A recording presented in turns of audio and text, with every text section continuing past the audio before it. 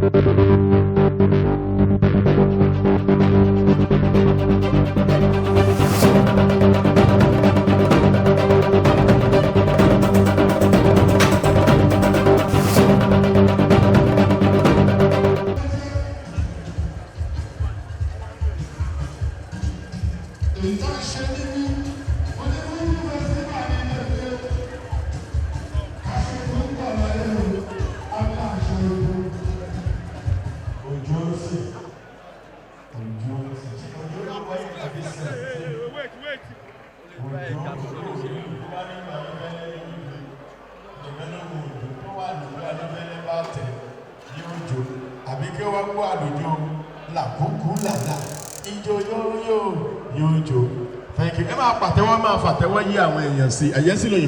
Yes.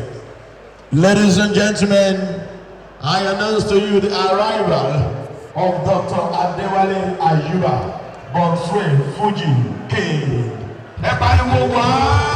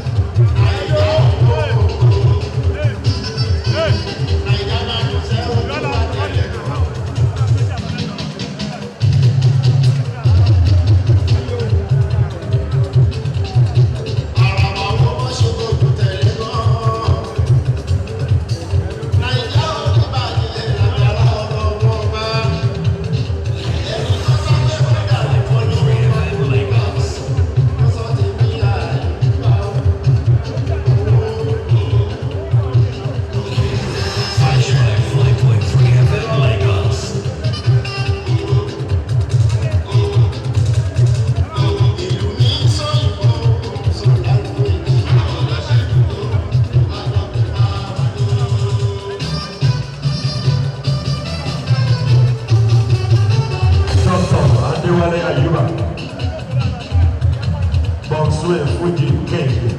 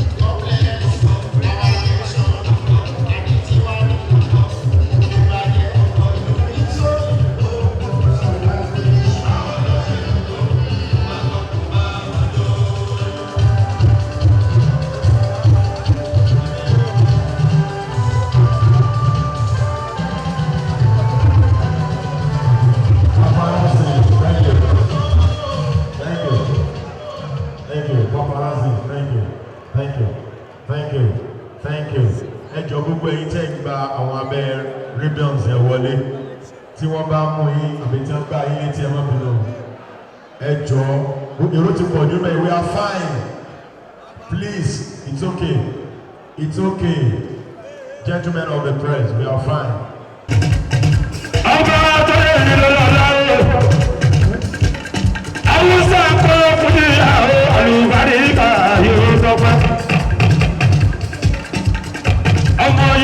Fuji, you the best.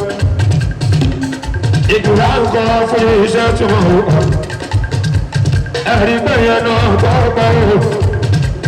I will buy out your Alabi Pasuma.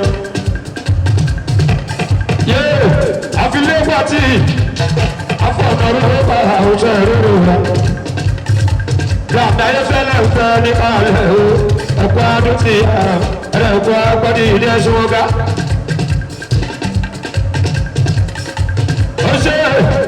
Akani, today I'm going to go.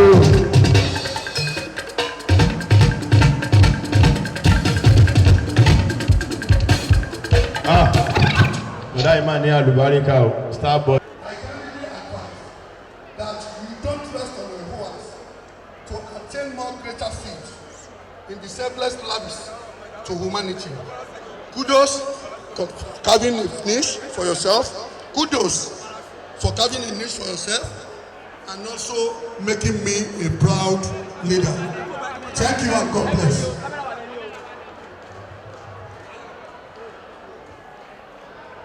Alabi Pasuma, ọmọ ìyàwó Alabi Pasuma bí gbogbo yìí mo kí ẹ máa kú agbóró tí ẹgbẹ́ fún báyìí.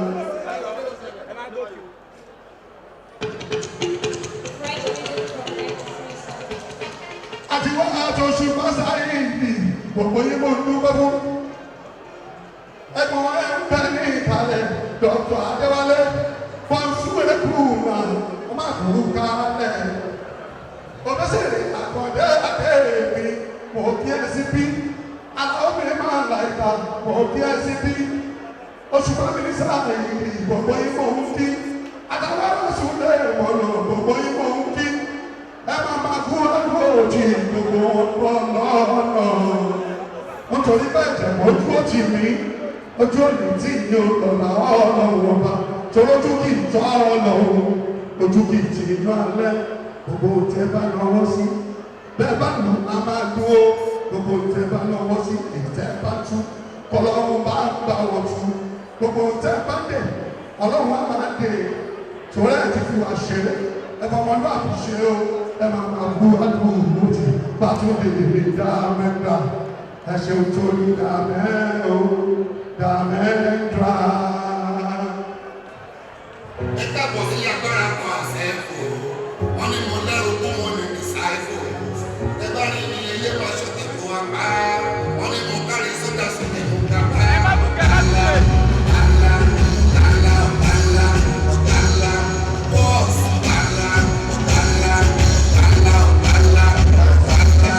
bọ́ọ̀sì. Ẹ káàbọ̀ sí agbára kan àṣẹ fò. Wọ́n ní mo lẹ́rù kún mo lè ní ṣáìfò. Ẹ bá rí ní ilé wa ṣọ̀tẹ̀ fún wa pa. Wọ́n ní mo kárí sódà sódà mo ga pa.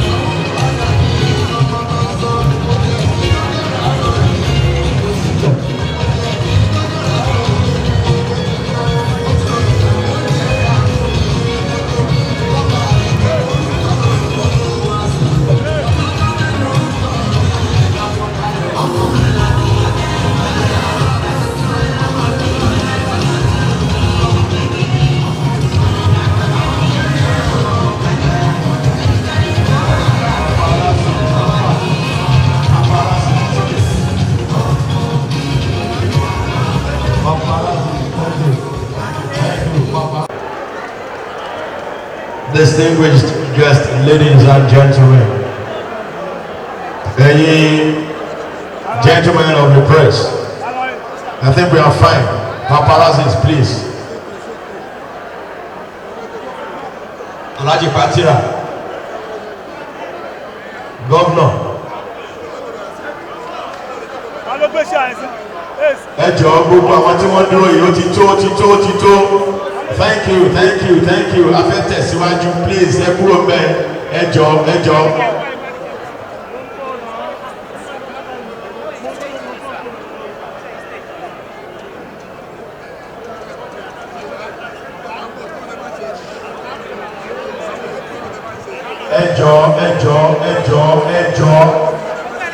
Please, we are fine. Please go and have your seat. Paparazzis, we are fine. Gentlemen of the press, thank you so very much. Madam, ó ti tó bẹ́ẹ̀, ẹ jọ̀ọ́, ó ti tó bẹ́ẹ̀, ẹ jọ̀ọ́. Ladies and gentlemen. No, not again. Wọ́n sì wá ń bí ẹ ti máa wá ẹ máa padà, ẹ jọ̀ọ́. Wọ́n sì ń gbọ́ tó lọ bẹ́ẹ̀. Hello, ẹ má kọjá yìí, ó ti tó náà. Ẹ máa wá ẹ máa padà ní ẹ̀kan ní dúró. Easy. Hello.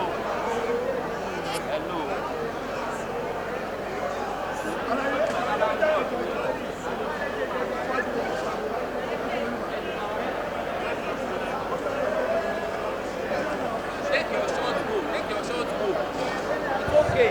A fẹ́ bẹ̀rẹ̀ sí ní pín brochure, this brochure káàkiri. Ẹ dákun tá a bá ti gbé níwájú yín, ẹ bá wa rà dáadáa, owó la fi tẹ̀ ọ́. Owó tá a fi tẹ̀ 1 million ṣẹ́wọ́ sí ni.